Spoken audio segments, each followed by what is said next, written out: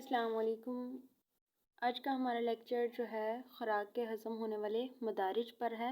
جیسے کہ پچھلے لیکچر میں ہم نے پڑھا تھا کہ خوراک جو ہے وہ کن کن اعضاء کے ذریعے ہمارے باڈی میں داخل ہوتی ہے یا ہماری باڈی کا جزء بدن بنتی ہے، تو جو اعضاء اس میں حصہ لیتے ہیں ان کے بارے میں پڑھا تھا، جن میں منہ، دانت، حلق، خوراک، یہ سارا کچھ ہم نے پڑھا تھا۔ اب ہم پڑھیں گے کہ کن مدارج سے گزر کر، ٹھیک ہے، یہ کن مدارج کے ذریعے جو ہے خوراک ہماری باڈی کا حصہ بنتی ہے۔ تو اس میں جب ہم دیکھتے ہیں تو سب سے پہلے آ جاتا ہے غذا کا چبانا۔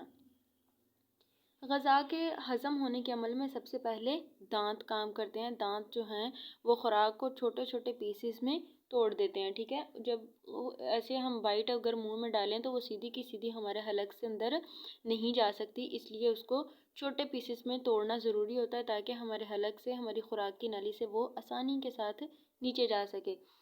دانت غذا کو باریک کر دیتے ہیں۔ زبان اور جبڑوں کے عضلات خوراک کو چبانے میں مدد دیتے ہیں، ٹھیک ہے۔ دانت جو ہیں اس کے ساتھ جو جبڑے ہوتے ہیں وہ دانتوں کو مضبوطی سے تھامے ہوئے ہوتے ہیں، تو وہ خوراک کو چبانے میں مدد دیتے ہیں۔ جتنی غذا زیادہ پسی ہوئی ہوگی، یعنی ہم چبا چبا کر کھائیں گے تو اتنی ہی وہ جلدی ہضم ہو جائے گی۔ اس کے بعد ہے غذا میں لعاب دہن کا شامل ہونا، جس کو ہم سلائیوا بولتے ہیں، ٹھیک ہے۔ جب ہم غذا کو منہ میں چباتے ہیں تو ساتھ ساتھ لعاب دہن خوراک میں شامل ہوتا رہتا ہے۔ وہ ایک جو رقیق سا مادہ ہوتا ہے نا، لعاب دہن کی وجہ سے خوراک نرم ہو جاتی ہے اور آسانی کے ساتھ حلق سے نیچے اتر جاتی ہے۔ اگر ایسی ہی خوراک جو ہے بائٹ ہم منہ میں لیں اور وہ ہمارے حلق سے نیچے اترے تو وہ تو ہمارے گلے کو زخمی کر دے، ٹھیک ہے۔ اس کے ساتھ جو سلائیوا لگ جاتا ہے تو اس کی وجہ سے خوراک نرم ہو جاتی ہے۔ اور ایک لعاب دہن جو ہے ایک شفاف اور بے رنگ سیال مادہ ہے۔ اس میں ایک خمیر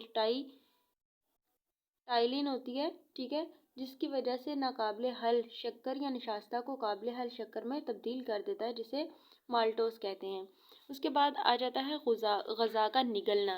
پہلے ہم نے اس کو خوراک کو منہ میں ڈالا، اس کے بعد دانتوں سے چبایا، پھر ہم نے اس میں جو ہے سلائیوا شامل ہو گیا۔ اب جو ہے خوراک حلق سے نیچے نگل رہی ہے، اتر رہی ہے، تو اس کا مطلب یہ ہوگا کہ غذا منہ کے عمل سے گزر کر حلق تک پہنچتی ہے۔ یہاں دو سوراخ ہوتے ہیں، ٹھیک ہے۔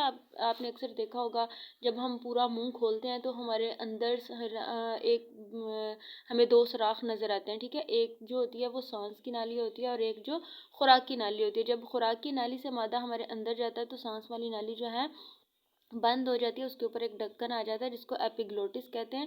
جیسے ہی خوراک ہمارے حلق سے نیچے اتر جاتی ہے تو وہ ڈھکن جو ہے ایپیگلوٹس قدرتی طور پر پیچھے ہٹ جاتا ہے۔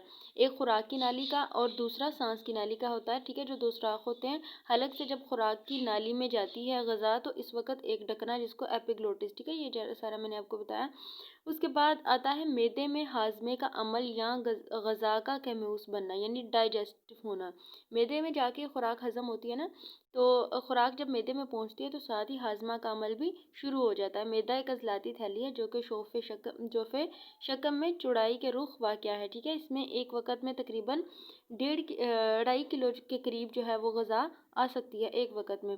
رطوبت معدے میں دو بڑے خمیر پائے جاتے ہیں، رینن ہوتا ہے اور ایک ہوتا ہے پیپسن، ٹھیک ہے۔ دو جو اس میں رطوبت پائی جاتی ہیں، یہ معدے کی بات ہو رہی ہے۔ اس میں ایک رینن ہوتا ہے اور دوسرا پیپسن ہوتا ہے۔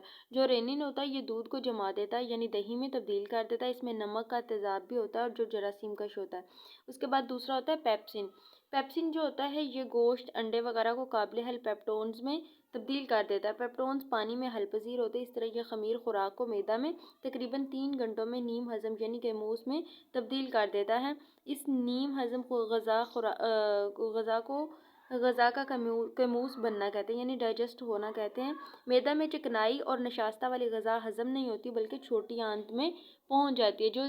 جس میں زیادہ چکنائی ہوتی ہے یا نشاستہ وغیرہ ہوتا ہے تو وہ معدے میں ہضم نہیں ہوتی، معدے سے آگے وہ چھوٹی آنت میں چلی جاتی ہے، جیسے کہ ہم نے پریویس لیکچر میں پڑھا تھا۔ اس کے بعد ہے غذا کا آنتوں میں ہضم ہونا یا غذا کا کیموس بننا۔ نیم ہضم شدہ غذا جو خوراک کے بڑے سوراخوں یعنی پولیورک اینڈ سے گزرتی ہوئی بارانگشتی یعنی چھوٹی آنت میں پہنچ جاتی ہے۔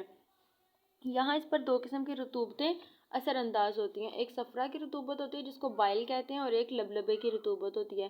یہ جو بائل ہوتی ہے یہ جگر سے خارج ہوتی ہے۔ اس کا رنگ سبزی مائل زرد ہے، اس کا ذائقہ کڑوا اور دیکھنے میں تیل جیسی ہوتی ہے۔ اس کا سب سے اہم کام ہاضمہ میں مدد دینا ہوتا ہے، چکنائی کو جذب کرنا، جراثیم کو مارنا ہوتا ہے۔ اس کے بعد لبلبے کی رطوبت جو ہوتی ہے یہ اہم رطوبت ہے، یہ بے رنگ اور چمکدار ہوتی ہے اور ایک نالی کے ذریعے ڈیڈونیم میں گزر کر جاتی ہے۔ ڈیڈونیم جو ہے یہ بھی میدا کی چھوٹی آنت کا جو ہے پارٹ ہوتا ہے۔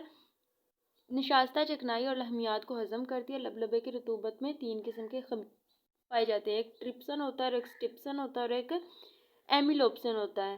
ٹرپسن جو ہوتا ہے یہ پروٹین کو یعنی اس کی تبدیل کرتا ہے، اور جو سٹپسن ہوتا ہے یہ چکنائی کو حل کرتا ہے، اور جو ایپیلوپسن ہوتا ہے یہ خمیر کو یعنی جو ہوتا ہے کاربوہائیڈریٹس وغیرہ ہوتے ہیں ان کو ہضم کرتا ہے۔ اس کے بعد آتا ہے مالٹوز اور اریپسن۔ مالٹوز جو ہوتا ہے یہ شکر کو گلوکوز میں تبدیل کرتا ہے، اور جو اریپسن ہوتا ہے یہ پروٹین کو امینو ایسڈ میں تبدیل کر دیتا ہے۔ اس کے بعد آ جاتا ہے عمل انجذاب۔ چھوٹی آنت کے اندرونی تہہ میں چھوٹے چھوٹے تولیے کی بر کی طرح کے لاتعداد ابار ہوتے ہیں جنہیں ولی کہتے ہیں۔ ان اباروں میں عروق شاریہ کی نالیاں ہوتی ہیں اور ایک باریک سی نالی ہوتی ہے جسے لیکٹیل کہتے ہیں۔ یہ چکنائی کی جذب کر لیتی ہے۔ ہضم شدہ غذا کے اجزاء ان میں اباروں کی دیواروں سے جذب ہو کر خون میں شامل ہو جاتے ہیں۔ اس کے بعد آ جاتا ہے خراج فضلہ۔